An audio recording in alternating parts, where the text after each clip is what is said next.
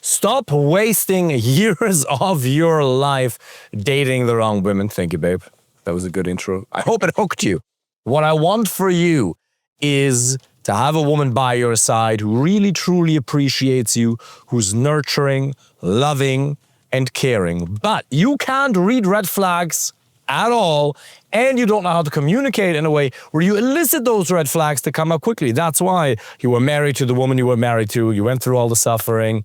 That's why you've had these past relationships. That's maybe also partially why you've been single for a long time, because you're just not meeting somebody that you can actually really truly connect with physically, personality, values-wise, and intellectually. What do you have to do as a man if you're an achiever to discover these red flags early on? One of the greatest hacks that I found over the years of coaching men from 40 plus countries, helping them find the right girlfriend or wife, is to become radically honest in your expression. And my dear friend, this goes so much deeper than you can even begin to imagine. You don't even realize how stifled you are around women. You don't know how much you're holding back. I had a live coaching call with some of the clients yesterday, and one of the guys, he works in finance in London, I believe, asked, but David, if you say XYZ, isn't that a little bit too crass? Or is it not going to turn her off? Listen, you can say things to women, as long as they're respectful, kind, and calibrated, that are really fun, wild, silly, playful, crazy. As long as you're respectful and calibrated towards her and loving and kind, as long as that's your intent, you can say really fun, silly, playful, and crazy things. Now, this may not be your nature, I understand, but you have to become way more free in your expression and communicate the things you actually believe without fearing that she might not approve of what you have to say, without fearing that she might walk away, without fearing that you won't have any more date for the next 4 weeks, even though that may be reality right now. You have to be so radically honest, as if you already had a pipeline, basically an amount of quality dates lined up that supersedes your demand. But David, I don't. So shouldn't I try to make it work with the woman that I have? Surely something is better than nothing. No, it's not.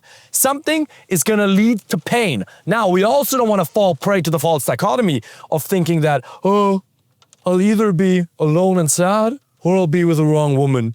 Either way, I'll suffer. That's called a negative double bind. That's called hell, but that's also called a delusion, because it is not reality.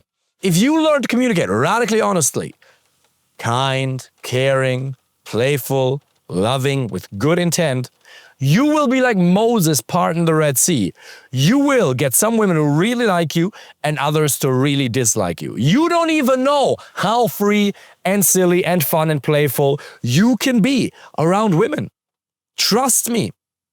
It is the greatest feeling of liberation and connection at the same time, because you will, for the first time ever, if you make a conscious effort to follow what I'm teaching you here today, experience real freedom in your relationships, particularly with women. With other men as well. You know, this little worry that, ooh, I better not say this. I wonder how it's going to land. Obviously, you want to be calibrated, yes, but start saying the thing that's in your head. Be free. Jordan Peterson says, conflict delayed is conflict multiplied. I would encourage you to remove the filters from your communication.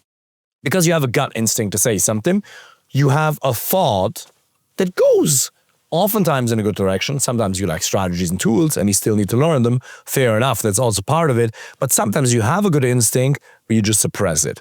She asks if your honest opinion, and you alter it just a little bit, because you don't want to be too inappropriate. You don't want to turn her off. The single greatest thing, my friend, that is going to turn her off is you not being free in your expression. Is you worrying about the outcome of the date. The more you have an outcome with any particular person, the more they smell that, the more they're going to get turned off. Let me say that again. The more agenda-free, outcome-free you can be on the date with her, the more she'll like you. Babe, have I not done very silly things? Not to go into the details of what they were, but have I not done, she's laughing, you can't see that right now, done very silly and playful things? Yes.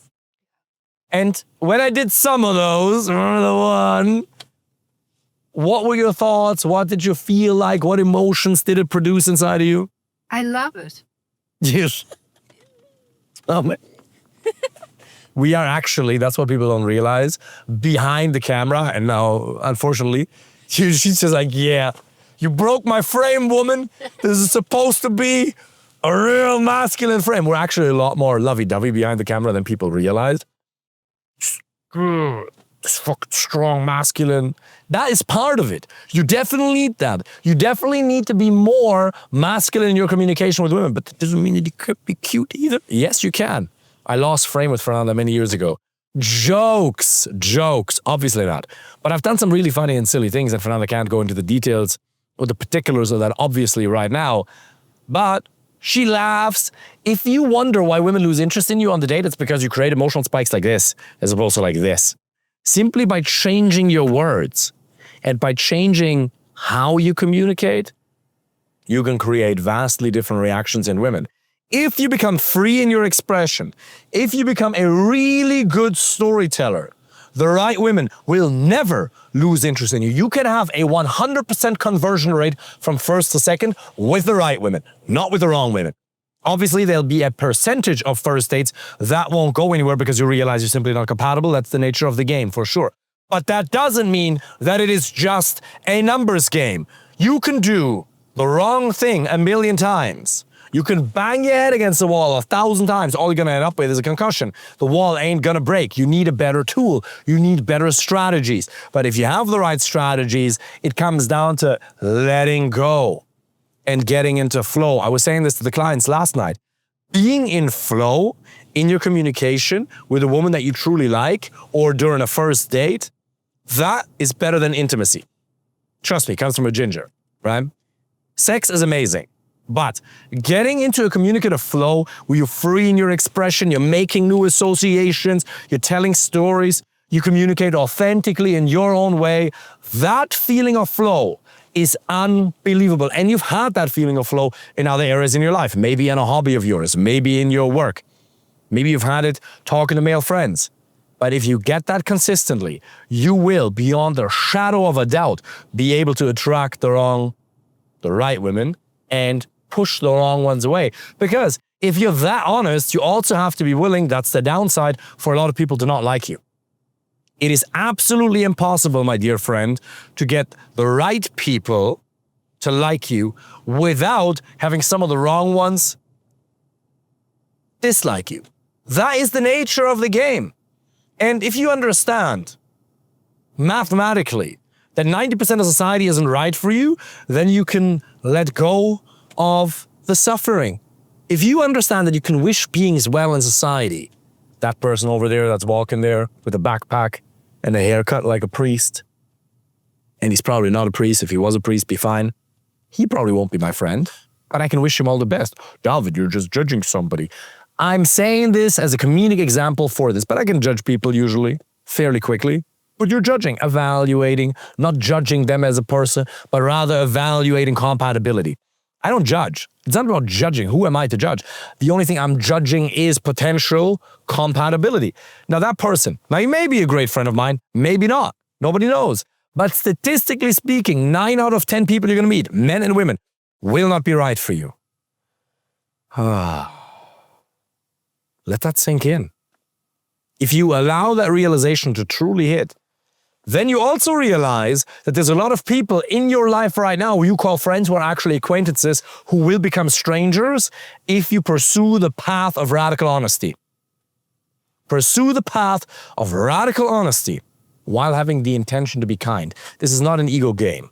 This is not to get one over on them. We've all communicated with guys who are just trying to put you down. That is really genuinely not what it is. But you speak your truth and you'll be like Moses parting the Red Sea. You will sacrifice the width for the depth. But that is where all of the fulfillment, all the joy lies. It's in the long term. It's in the depth. To get the depth, you need a lot of quality options. How do you get them? Dating apps, Instagram, in-person approaches, social circles. So if you're a man with a successful career or your own business, and you want to find an amazing woman, the right girlfriend or wife, click the link below this video or in my bio and apply for a free initial consultation. Looking forward to speaking with you soon. Take care.